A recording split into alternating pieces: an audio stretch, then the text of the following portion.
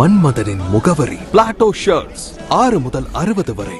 மன்மதனின் முகவரி Plato shirts. மதுரையில் உலக பிரசித்தி பெற்ற மீனாட்சியம்மன் கோவிலில் சித்திரை திருவிழா இன்று கொடியேற்றத்துடன் தொடங்கியது.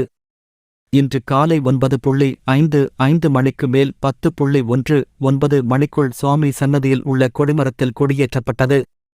அன்றைய தினத்தில் இருந்து மீனாட்சி, சுந்தரேஸ்வரர் காலை, இரவு என இருவேளையும் பல்வேறு வாகனங்களில் வலம் வருவார்.